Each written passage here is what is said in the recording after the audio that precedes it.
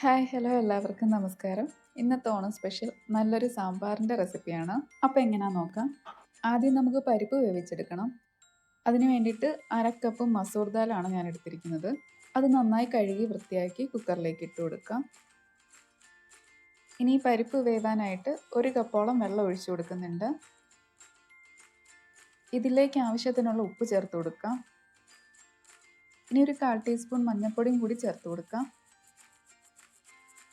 ഇനി കുക്കർ അടച്ച് ഒരു മീഡിയം ഫ്ലെയിമിൽ 1-2 വിസിൽ വരുന്നിടം വരെ കുക്ക് ചെയ്തെടുക്കാം.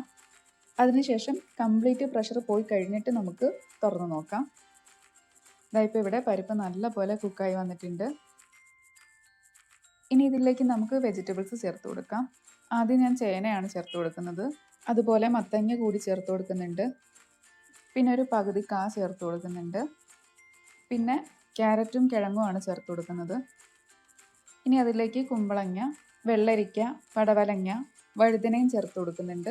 ഇതെല്ലാം കുറച്ച് മാത്രമേ ചേർത്ത് കൊടുക്കുന്നുള്ളൂ. പിന്നെ മുരിങ്ങയ്ക്ക, കൊത്തമരയും ചേർത്ത് കൊടുക്കുന്നുണ്ട്. പിന്നെ ഒരു 7-8 കൊച്ചുള്ളി അരിഞ്ഞതോട് ചേർത്ത് കൊടുക്കുന്നുണ്ട്. കൊച്ചുള്ളിക്ക് പകരം സവാള ആയാലും ചേർത്ത് കൊടുക്കാം കേട്ടോ. ഇത്രയും ചേർത്ത് കൊടുത്തതിന് ശേഷം നമുക്കിനി ഇതിലേക്ക് കുറച്ച് വെള്ളം കൂടി ഒഴിച്ചു കൊടുക്കാം. ഈ പച്ചക്കറികളൊക്കെ മുങ്ങി നിൽക്കുന്ന വിധം വെള്ളം ഒഴിച്ചു കൊടുക്കുക. എല്ലാം നല്ലപോലെ ഇളക്കി യോജിപ്പിച്ചെടുക്കുക. ഇനി ഇതിലേക്ക് 1/2 ടീസ്പൂൺ കൂടി ഉപ്പ് ചേർത്ത് കൊടുക്കുന്നുണ്ട്. എല്ലാം കൂടി നല്ലപോലെ മിക്സ് ചെയ്തെടുക്കുക. ഇത്രയും പച്ചക്കറികൾ ഇല്ലെങ്കിൽ പോലും നമ്മുടെ ഇഷ്ടത്തിനുള്ള പച്ചക്കറികൾ ചേർത്ത് സാമ്പാർ ഉണ്ടാക്കിയാലും മതി. ഇനി വീണ്ടും കുക്കർ അടച്ച് ഒറ്റ വിസിലിൽ മീഡിയം ഫ്ലെയിമിൽ വെച്ച് തന്നെ കുക്ക് ചെയ്തെടുക്കുക.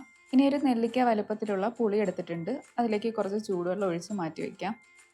ഇപ്പോൾ ഇവിടെ നമ്മുടെ പച്ചക്കറികളൊക്കെ നല്ലപോലെ കുക്കായി വന്നിട്ടുണ്ട്. ഇനി ഒരു പാത്രത്തിലേക്ക് കുറച്ച് വെളിച്ചെണ്ണ ഒഴിച്ചു കൊടുക്കാം. ഒരു 3 ടേബിൾ സ്പൂണോളം വെളിച്ചെണ്ണ ഉണ്ടാവും. എണ്ണ നന്നായി ചൂടായി വന്നതിന് ശേഷം ഇതിലേക്ക് 1 ടീസ്പൂൺ കടുക് ഇട്ട് കൊടുക്കാം. കടുക് നല്ലപോലെ പൊട്ടി വന്നതിന് ശേഷം ഇതിലേക്ക് കുറച്ച് വറ്റൽമുളക് ചേർത്ത് കൊടുക്കാം. അതും ഒന്ന് ചൂടായി വന്നതിന് ശേഷം ഇതിലേക്ക് 4 അല്ലി വെളുത്തുള്ളി വട്ടത്തിലരിഞ്ഞത് ചേർത്ത് കൊടുക്കുന്നുണ്ട്. അതിനുശേഷം 4-5 കൊച്ചുള്ളി വട്ടത്തിലരിഞ്ഞതുകൂടി ചേർത്ത് കൊടുക്കാം. എന്നിട്ടെല്ലാം കൂടി നല്ലപോലെ മൂപ്പിച്ചെടുക്കാം. ഇതൊരു ഗോൾഡൻ കളർ ആവുന്നതിന് മുമ്പ് തന്നെ കറിവേപ്പില ഇട്ട് കൊടുക്കണം കേട്ടോ.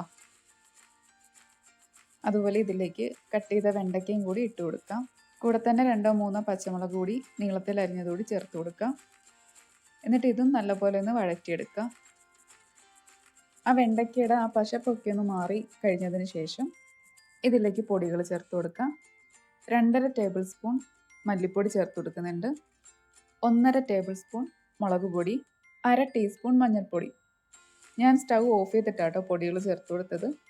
ഇനി പൊടികളുടെ പച്ചമണം മാറുന്ന വരെ ഒന്ന് വഴറ്റി കൊടുക്കാം. ഇനി ഇതിലേക്ക് 1 ടീസ്പൂൺ കായപ്പൊടിയാണ് ചേർത്ത് കൊടുക്കുന്നത്. അതും കൂടി ചേർത്ത് നല്ലപോലെ മിക്സ് ചെയ്തെടുക്കുക. ഞാൻ സ്റ്റൗ ഓൺ ചെയ്ത് കൊടുത്തിട്ടുണ്ട് കേട്ടോ. ഇനി ഇതിലേക്ക് ഒരു തക്കാളി അരിഞ്ഞതുകൂടി ചേർത്ത് കൊടുക്കുക. നല്ലപോലെ മിക്സ് ചെയ്തെടുക്കുക.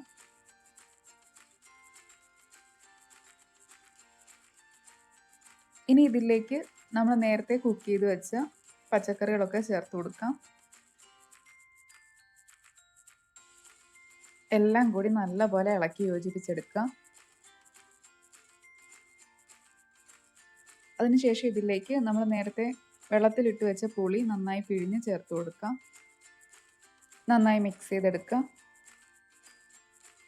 ഇതിലേക്ക് കുറച്ച് ഉപ്പ് കൂടി ചേർത്ത് കൊടുക്കുന്നുണ്ട്. ഉപ്പും പുളിയും എല്ലാം അവരവരുടെ ഇഷ്ടത്തിന് വേണം ചേർത്ത് കൊടുക്കാൻ. ഇനി ഇത് നല്ലപോലെ തിളച്ച് വരട്ടെ. ഇപ്പോൾ നമ്മുടെ സാമ്പാർ നല്ലപോലെ തിളച്ച് അത്യാവശ്യം കുറുകി വന്നിട്ടുണ്ട്. തണുത്ത് കഴിഞ്ഞാൽ ഇനിയും കുറുകും.